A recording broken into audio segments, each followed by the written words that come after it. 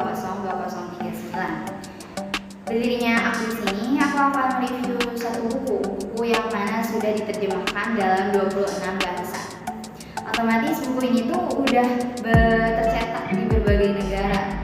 Dan FYI, buku ini tuh udah direkomendasi oleh penulis buku Atomic Habits, James Clear. Pasti kalian udah nggak asing kan sama buku Atomic Habits gitu.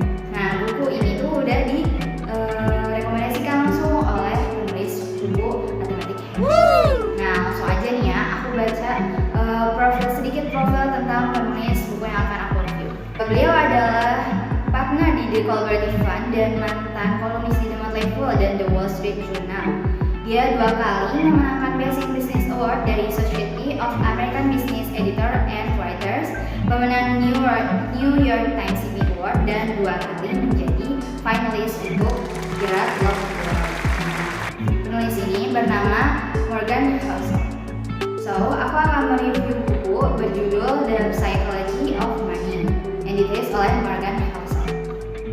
Ngomongin tentang uang, pasti nih kalau misalkan kita lagi kumpul-kumpul nih ngobrol tentang uang, pasti itu obrolan itu nggak akan ada habis-habisnya. Dan pastinya tuh udah nggak asing lagi nih kalau misalnya semua orang pastinya mau banget punya uang yang banyak. Tapi kalian tahu nggak sih, ada beberapa aspek yang membuat kita jika memiliki banyak uang malah akan mendapatkan kesengsaraan. Bukannya mendapatkan kesenangan, tetapi mendapatkan kesengsaraan. Nah, apa sih aspek tersebut? Apa sih aspek yang membuat kita mendapatkan kesengsaraan jika mempunyai banyak uang? Jadi, ada beberapa aspek yang membuat kita sengsara jika kita memiliki banyak uang. Salah satunya yaitu mengelola uang dengan baik dan benar itu tidak direalisasikan. Dan yang kedua, tidak bisanya mengontrol emosi kita dalam mengelola uang. Contohnya nih ya, mengontrol emosi kita dalam mengelola uang. Misalnya kita lagi di situasi galau atau situasi yang bete lah ya. Pastinya kita ada terbesit di dalam pikiran kita gitu, pengen beli ini, pengen beli itu, pengen shopping, dan yang nantinya uang itu akan terbuang dengan sia-sia. Uang itu akan terpakai dengan sia-sia. Yang tadinya sudah planning kalau misalnya uang ini akan dibuat keperluan ini, uang ini akan dibuat keperluan ini, tapi semuanya hilang. Nah, itu termasuk aspek-aspek yang membuat kita sengsara. Jadi di buku The Psychology of Money ini akan menjelaskan seberapa pentingnya kita mengelola uang dengan baik dan benar, seberapa pentingnya kita bisa mengontrol emosi kita, dan juga buku ini akan memberitahukan kita tips bagaimana kita bisa antisipasi agar tidak mendekatkan dengan kesengsaraan tersebut. Agar kita tuh kalau misalnya punya uang yang banyak itu bukannya mendapat kesengsaraan, tapi mendapatkan kesenangan saja. Nah, selanjutnya aku akan menjelaskan seberapa pentingnya mengelola uang dengan benar, tips dalam buku ini agar kita bisa antisipasi dari kesengsaraan tersebut. So, check it out. Ada yang bilang bahwa orang yang dapat mengelola uang dengan baik itu adalah yang memiliki kecerdasan yang tinggi, yang memiliki kepintaran yang tinggi. Sebenarnya itu salah, karena yang dapat mengelola uang dengan baik dan benar itu adalah seseorang yang memiliki perilaku yang baik. Morgan Housel mengatakan bahwa mengelola uang dengan baik tidak ada hubungannya dengan kecerdasan Anda, lebih banyak berhubungan dengan perilaku Anda, yang mana perilaku ini akan berkorelasi, akan berhubungan dengan erat dengan emosi kita. Jadi penting banget agar kita bisa mengontrol emosi kita, karena kalau misalnya kita gak bisa mengontrol emosi kita itu akan sangat berpengaruh terhadap bagaimana kita bisa mengelola uang dengan baik dan benar. Buku ini juga akan menjelaskan beberapa hal yang mana bisa kita ambil untuk antisipasi agar tidak mendapatkan kesengsaraan yang telah saya sebutkan tadi, yaitu pentingnya memiliki rasa cukup. Kenapa sih memiliki rasa cukup itu penting? Nah, selanjutnya akan saya jelaskan kenapa rasa cukup itu harus kita punya. Jadi kenapa sih kita harus mempunyai rasa cukup? Nah, jadi Morgan Housel bercerita bahwa ada satu pesta atau digelarnya satu pesta yang diadakan seorang miliarder di Shelter Island, dan kawannya memberitahukan kepada Joseph Heller bahwa tuan rumah mereka, seorang manajer manajer dana lindung menilai mendapat lebih banyak uang daripada Heller sang penulis novel Cash 22. Jadi tuan rumah yang menyelenggarakan pesta ini hartanya itu tidak bisa dibandingkan dengan para tamunya. Namun Heller menjawab, ada satu hal yang dia tidak punya namun saya punya, yaitu rasa cukup. Morgan Housel juga mengatakan bahwa untuk sebagian masyarakat kita, termasuk banyak orang yang paling kaya dan berkuasa, tampaknya tak ada batas cukup. Yang mana karena mereka itu tidak memiliki rasa cukup, jadi mereka akan berujung menjadi kesengsaraan yang tadi sudah aku sebutkan, bukannya mendapatkan kesenangan, malah mendapatkan kesengsaraan dan juga berujung menjadi ketamakan.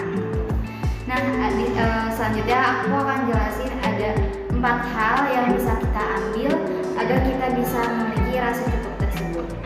Oke, yang pertama yaitu kita harus memiliki fondasi tentang rasa cukup.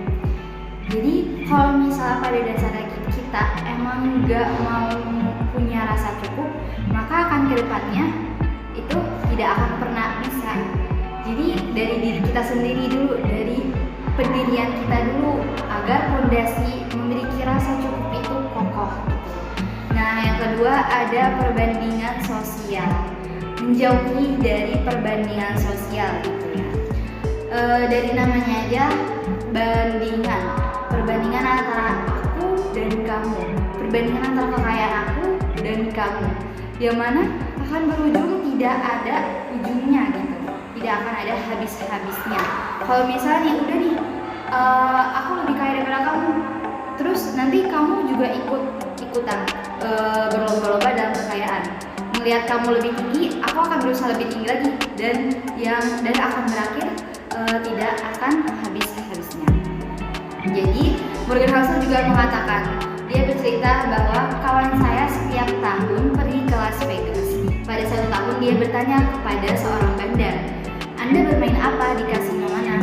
Si bandar dengan serius menjawab, "Satu-satunya cara untuk menang di kasino Las Vegas adalah langsung keluar sesudah masuk." Kenapa langsung keluar sesudah masuk? Karena kalau misalnya udah masuk lebih dalam, maka akan terjebak ke dalamnya, akan susah untuk keluarnya. Nah, yang ketiga itu cukup itu tidak terlalu sedikit. Maksudnya apa sih? Contoh, misalnya kita makan nih. Nah, cara kita tahu kenyang apakah dengan harus sampai pengen muntah? Enggak kan?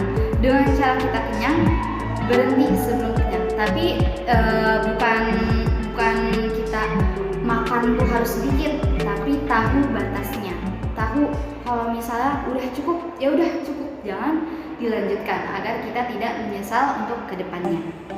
Yang terakhir yaitu ada banyak hal yang tak pernah layak diusahakan dengan menanggung resiko apapun potensi keuntungannya.